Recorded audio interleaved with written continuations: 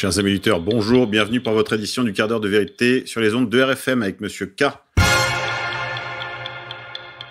Aujourd'hui, nous sommes la Sainte-Élisabeth de Hongrie, de Eljabeth, maison de Dieu.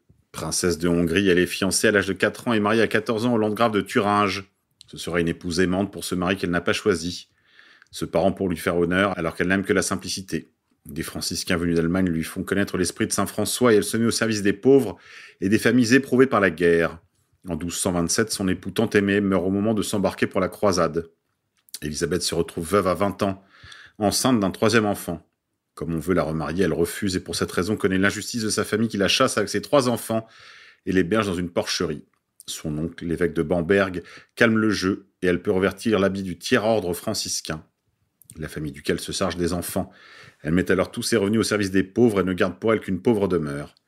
Adieu, je ne veux faire peine par une mine déconfite. Ne préfère-t-il pas me voir joyeuse? Je l'aime et il m'aime. Dicton du jour. Sainte Élisabeth nous montre quel bonhomme sera l'hiver. Au jardin, il est temps de rapprocher les plantes d'intérieur de la lumière et de nettoyer les plantes de la serre. Éphéméride. 17 novembre 2003. 2 anciens ministres, François Léotard et Renaud Donnedieu de Vabre, sont renvoyés devant le tribunal correctionnel de Paris pour blanchiment d'argent et infraction à la loi sur le financement des partis politiques. 17 novembre 2002, l'ancien président du Conseil italien Giulio Andreotti, dit l'inoxydable, 83 ans, est condamné à 24 ans de prison pour avoir commandité l'assassinat d'un journaliste en 1979. 17 novembre 1994, extradé d'Uruguay, l'ancien maire de Nice, Jacques Médecin, est accueilli par les autorités judiciaires françaises à Roissy-Charles de Gaulle. Couillonavirus.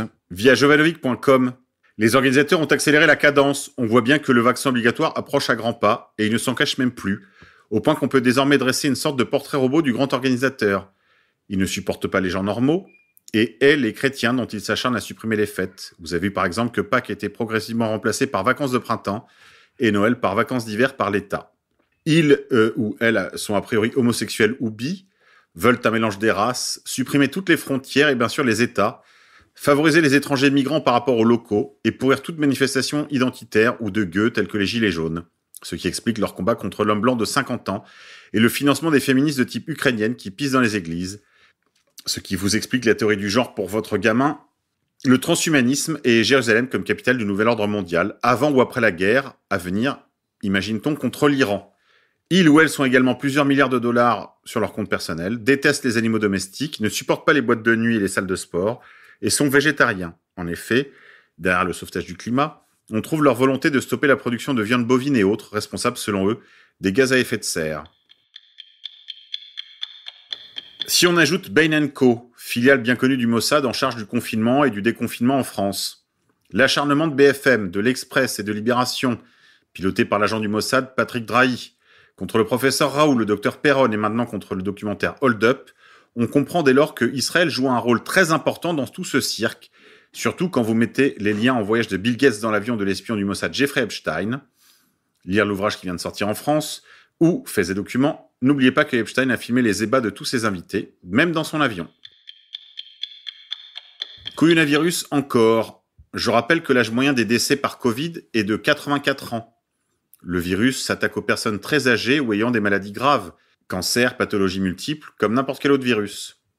35 000 décès pour 67 millions d'habitants en France, cela représente 0,05% de mortalité.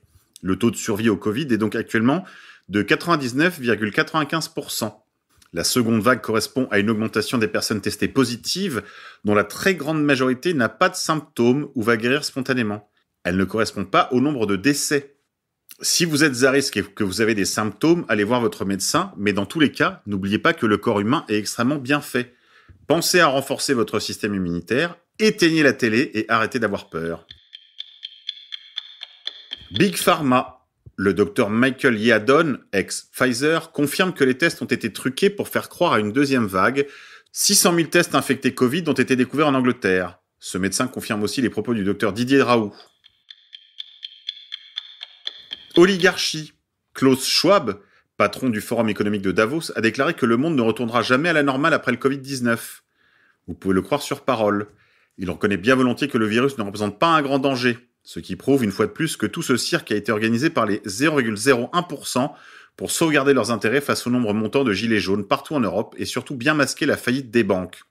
Il écrit dans son livre « Many of us are pondering when things will return to normal.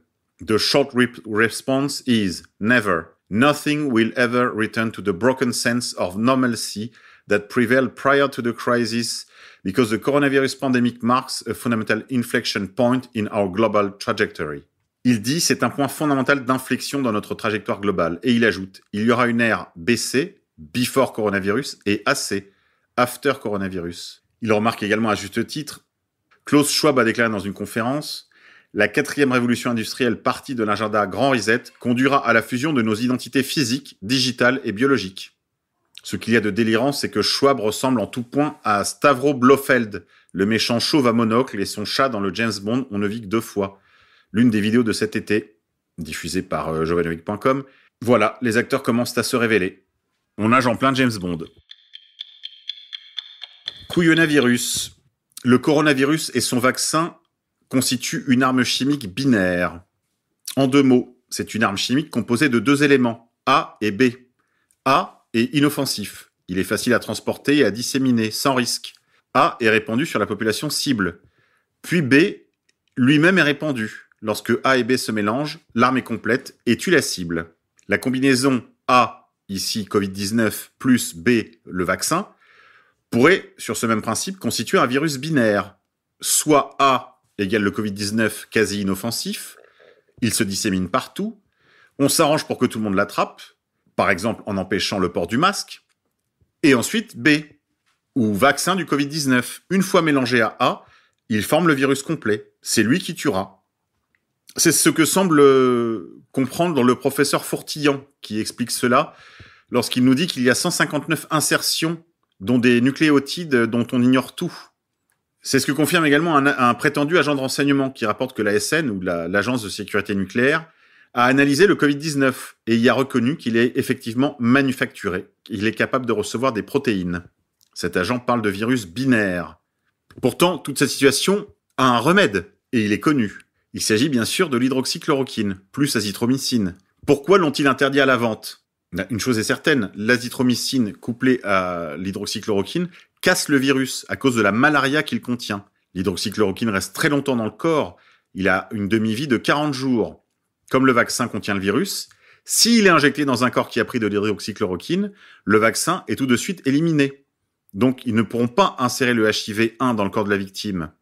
Et comme l'oligarchie savait que l'information sur l'hydroxychloroquine allait tôt ou tard filtrer, de même qu'ils avaient anticipé la réaction du professeur Raoult, ils étaient sûrs que les réfractaires auraient très rapidement eu l'information. Donc pour empêcher les réfractaires de s'en procurer immédiatement, ils ont préféré empêcher son accès et donc empêcher les réfractaires soient immunes au vaccin, via le général. Tuto. Dans l'éventualité où vous auriez affaire aux forces de l'ordre et qu'ils voudraient vous mettre une amende par exemple, utilisez toutes les voies de droit, à commencer par leur demander leur numéro unique, le RIO. De même, demandez-leur de respecter vos droits fondamentaux, à commencer par votre liberté de circuler. Ensuite, menacez-les d'une amende à venir une fois que la révolution sera accomplie. Dites-leur que les collaborateurs seront sanctionnés, car aujourd'hui ils se sont affranchis de tout le droit commun, mais que le droit commun sera rétabli et que tous ceux qui auront collaboré seront poursuivis et condamnés. Tuto, enfin. Reprenez le manifeste « J'accuse » signé de la main de Arnaud Aaron Upinski, publié sur le site de francesoir.fr. Faites-le circuler en particulier auprès des professionnels, restaurateurs, hôteliers, patrons de boîtes de nuit, commerçants non essentiels. Fermez les guillemets.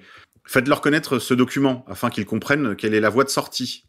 La voie de sortie, c'est la mise en accusation du président de la République pour crime. Et également son négationnisme présidentiel. Négationnisme du remède, des remèdes, hydroxychloroquine et azithromycine, ou macrolide et C3G, ou bien encore Covid Organics, développé et distribué par nos amis de Madagascar, qu'ils soient ici remerciés et salués.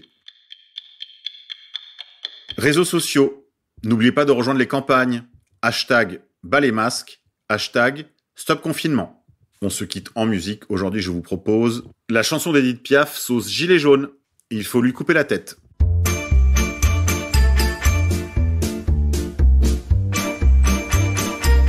Il faut lui couper la tête. Aurait dit Danton, je crois, si j'ai bien compris le concept. La révolution, c'est ça. Il se fout de la gueule du monde et il agit comme un roi. Liquider la France profonde, c'est mettre l'homme il a pour ça. Taxes, impôts, on a les deux, rien pour nous et tout pour eux. Prime et bosse, pauvre gueux, t'es pas là pour être heureux. Il veut qu'on sauve la planète. La Chine, les US rient bien, eux se prennent pas la tête. Mais c'est ta Clio qui craint. Les porte-conteneurs sur mer, tous ces avions dans les airs, même les vaches qui pètent sur terre. Le diesel est loin derrière quand on passe que Castaner se balade en hélicoptère. Le CO2 délétère, ils se foutent de nous, c'est clair. Donc il faut leur couper la tête, diraient les gens d'autrefois. On n'a plus le droit, c'est bête, c'est pas nous qu'on fait les lois. Nous on croule sous les dettes, c'est très loin la fin du mois. On n'a plus de pain, c'est bête,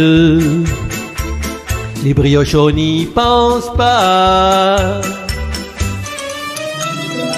J'ai vu passer Benalla, jolie vaisselle que voilà, près de la piscine là-bas. Y'en a qui ne s'en font pas, il faut leur couper la tête, dirait Robespierre, je crois. La révolution c'est chouette, à l'école on apprend ça.